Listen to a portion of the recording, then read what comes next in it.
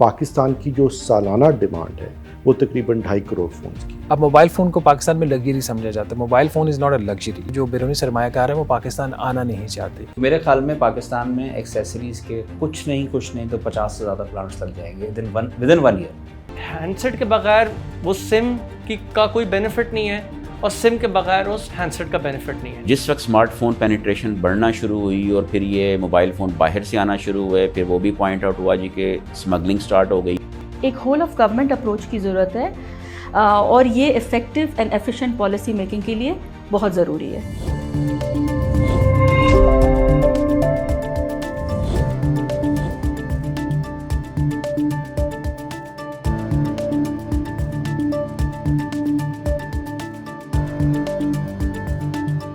Mobile phones तो हम सभी इस्तेमाल करते हैं, but have you ever thought how your handset is produced? To decode the process, TCM delved into mobile phone manufacturing industry and found some surprising statistics. जैसे कि पाकिस्तान में use होने वाले majority of phones locally manufactured हैं। पिछले कुछ सालों में mobile manufacturing industry has created thousands of jobs और मुल्क भर में 35 मोबाइल मैन्युफैक्चरिंग कंपनीज ऑपरेट कर रही हैं। लेकिन ये सब हो कैसे रहा है? Let's find out. पाकिस्तान ने पिछली एक दिहाई में अपनी डिजिटल ट्रांसफॉर्मेशन की जर्नी में काफ़ी इम्प्रूव किया है। अगर हम इसको स्टेटिस्टिक्स वाइज देखें तो 2010 में जबकि 15% कवरेज थी मोबाइल ब्रॉडबैंड की, जहाँ पे एडल्ट पॉपुलेशन रहती थी, कंपेयर टू दैट प्रेजेंटली 80% जो है वो मोबाइल ब्रॉडबैंड नेटवर्क्स अब कवर कर रहे हैं आपकी एडल्ट पॉपुलेशन को। सो ये शो करती है एक काफ़ी leap frog in terms of digital transformation. तो जिस वक्त स्मार्टफोन पेनिट्रेशन बढ़ना शुरू हुई और फिर ये मोबाइल फ़ोन बाहर से आना शुरू हुए, फिर वो भी पॉइंट आउट हुआ जी कि स्मगलिंग स्टार्ट हो गई है। Device identification, registration and blocking system. फिर इसके नाम से एक जो है प्रॉपरली एक सिस्टम जो है ना 2019 में हमने प्लेस करवाया, जिसका पर्पज़ ही ये था कि जो है ना नॉन स्टैंडर्ड मोबाइल फ़ोन भी ब्लॉक हों।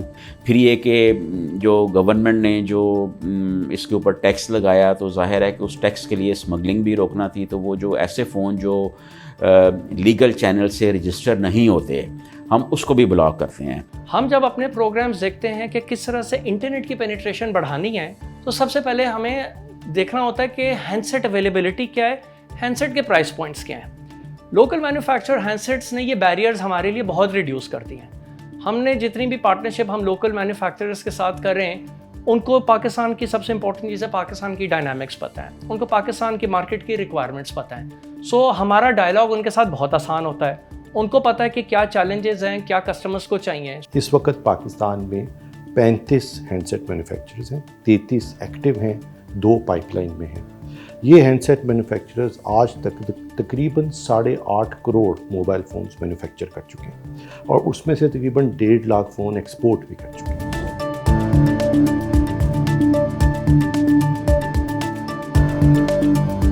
पाकिस्तान की जो सालाना डिमांड है वो तकरीबन 2.5 करोड़ फ़ोन्स की है। इसका मतलब है कि तकरीबन 90 से 93% तक की जो पाकिस्तान के हैंडसेट्स की डिमांड है वो लोकल प्रोडक्शन से पूरी की जा सकती है।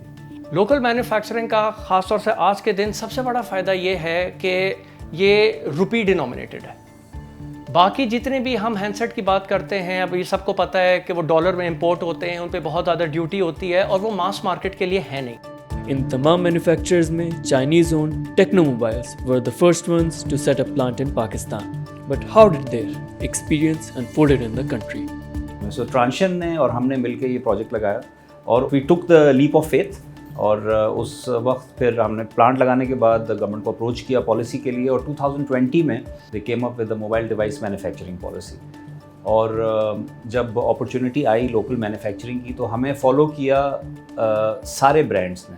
सबसे ज़्यादा खुशी की बात यह है that we started triggered a process. हमने वो काम है वो रिस्क लिया, जिसके बाद पाकिस्तान में एक पूरी इंडस्ट्री जो है वो हमारे से वजूद में आ गई और तकरीबन 40,000 डायरेक्ट और इनडायरेक्ट जॉब्स क्रिएट हुई in a short period of only 2 years। Foreign direct investment हमेशा से ही पाकिस्तान का एक अहम मसला रहा है।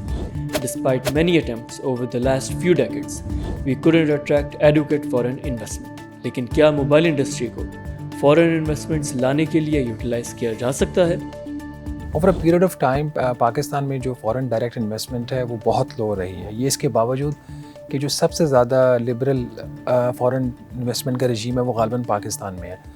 फिर भी पाकिस्तान में सालाना $1.5 अरब से $2 अरब तक की फॉरेन इन्वेस्टमेंट आती है और इससे ज़्यादा फॉरेन इन्वेस्टमेंट नहीं है। तो there are so many issues with it.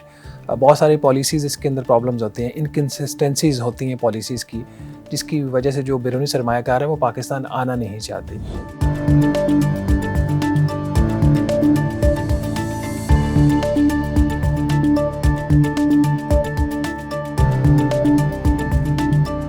जो इकोनॉमिस्ट हैं वो हमें ये बताते हैं कि for every 10% increase in mobile broadband adoption, सोचिए अगर आप इस वक्त 52% के ऊपर हैं और ये 62% हो जाए, तो for every 10% increase in mobile broadband adoption there is a corresponding increase of 2.5% in the GDP। इसका मतलब है पाकिस्तान का GDP 2.5% मज़ीद ग्रो कर सकता है। तो अगर हम 52% से बढ़ा के इसको 72% कर लें तो पाकिस्तान का GDP 5% सालाना बढ़ना शुरू हो जाएगा। सोचिए, इससे यकसर हमारी मईशत, हमारी इकॉनमी बदल जाएगी। जब ये होगा तो ऑफ कोर्स एक बहुत बड़ी डिमांड होगी मोबाइल फ़ोन्स की। गवर्नमेंट लोकल हैंडसेट मैन्युफैक्चरर्स को इंसेंटिवाइज करे और उसके अलावा फॉरेन इन्वेस्टमेंट्स को इनकरेज किया जाए इस लोकल मैन्युफैक्चरिंग की जो इंडस्ट्री है इसमें, ताकि एक सस्टेन्ड ग्रोथ कंटिन्यू रखी जा सके इस स्मार्टफोन अडॉप्शन की। हमें प्राइस वॉर से हटना पड़ेगा। इस वक्त इंडस्ट्री प्राइस वॉर में बहुत ज़्यादा है, उससे हम खुद वैल्यू एरोड करते हैं। जब वैल्यू पे इम्पैक्ट आता है उससे ऑपरेटर्स लिमिट होते हैं कि हम नई टेक्नोलॉजी कैसे ले जाएं, हम नई सर्विसेज किस तरह से लाएं। ये ज़रूरी है कि हुकूमत मोबाइल ऑपरेटर्स के लिए एक ऐसा बिजनेस एनवायरनमेंट क्रिएट करे जिसमें फेयर और प्रिडिक्टेबल स्पेक्ट्रम लाइसेंसिंग रिजीम हो, टैक्सेशन रिजीम हो, बिकॉज़ ये बहुत ज़रूरी है एंड पॉलिसी रिफॉर्म्स बहुत ज़रूरी हैं मोबाइल इंडस्ट्री की फाइनेंशियल सस्टेनेबिलिटी के लिए। ग्लोबली अगर देखा जाए, पाकिस्तान में डेटा प्राइस जो है दुनिया में चीपेस्ट 5-6 कंट्रीज़ में ग्लोबली आती है, वो एक अच्छा साइन नहीं है।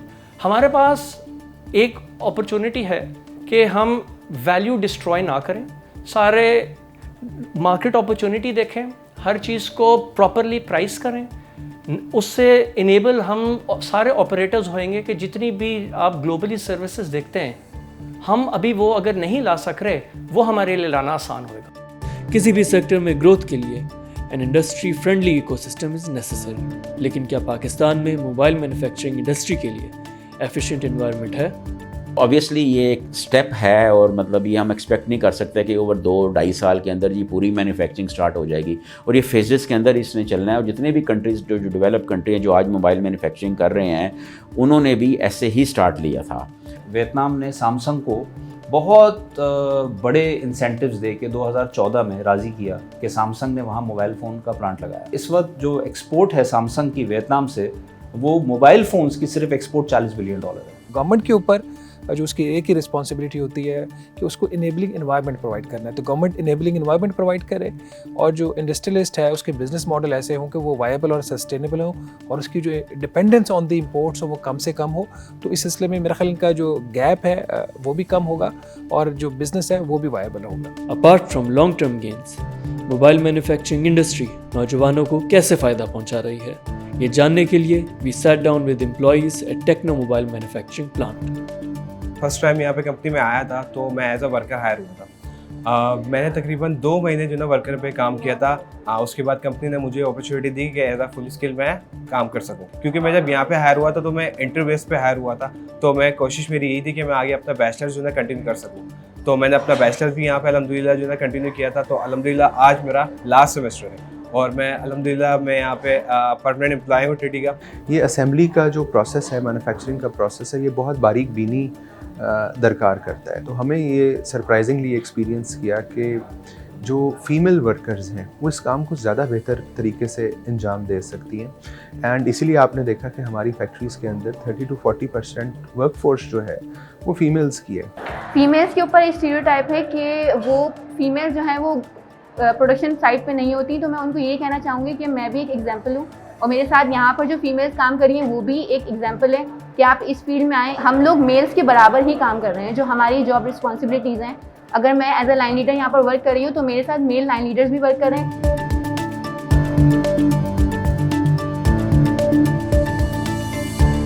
说到未来呢，那首先要说明的是，其实我们公司对于巴基斯坦这个地区是非常重视的。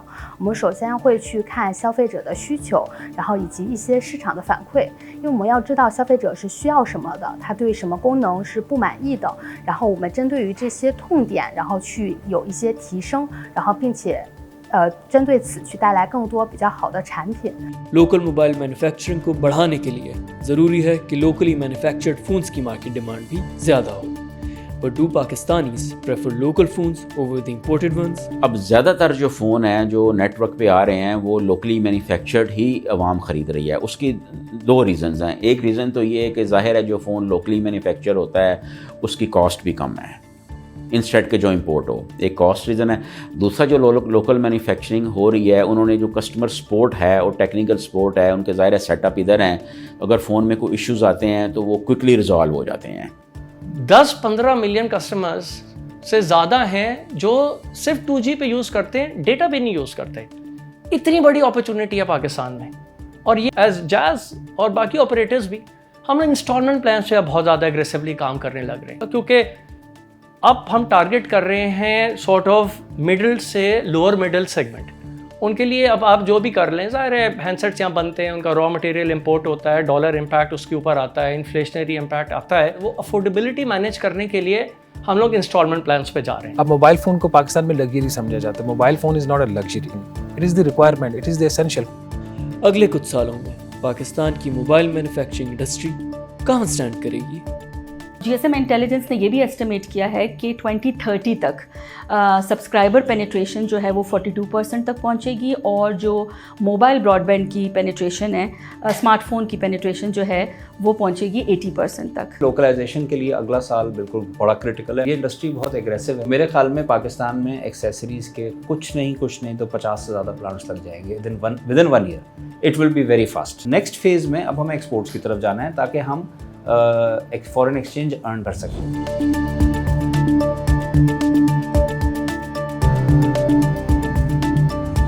लोकल मैन्युफैक्चरर्स भी शायद डायरेक्ट टू द कस्टमर पे फोकस कर रहे हैं थ्रू द रिटेलर्स, ऑपरेटर्स भी डायरेक्ट टू द कस्टमर पे फोकस कर रहे हैं, but one can not be without the other.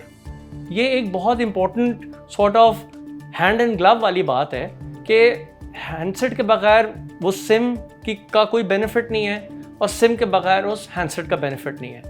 And I think ये अगर कॉम्बिनेशन बने तो एंड इसके ऊपर इंस्टॉलमेंट प्लान आए तो I feel millions and millions of Pakistanis will become digitally literate and they will start using smartphone and data. Government को और प्राइवेट सेक्टर को मिल के काम करना होगा। बगैर एक दूसरे को सपोर्ट किए हुए हम कभी भी कामयाब नहीं हो सकते। एक होल ऑफ गवर्नमेंट अप्रोच की ज़रूरत है, जो कि बेसिकली ये होता है कि आपकी cross ministries, cross public and private sector collaboration होती है, और ये effective and efficient policy making के लिए बहुत ज़रूरी है।